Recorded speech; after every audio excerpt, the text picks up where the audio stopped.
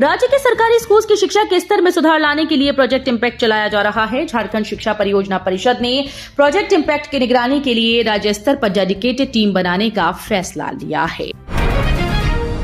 दोस्त और business partner ने धोनी के साथ की थी धोखाधड़ी, कोर्ट ने मामले में लिया संज्ञान।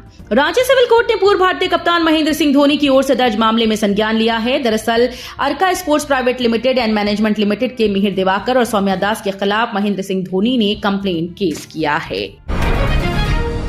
झारखंड में 37 स्कूल के शिक्षकों पर गिरी गाज, होगी बड़ी कार्रवाई।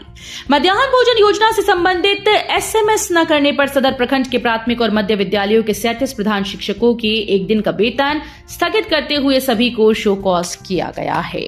तो ये थी आज की बड़ी खबरें। अगर आपको न्यूज पसंद आई हो तो वीडियो को लाइक और शेयर करना बिल्कुल न भूलें।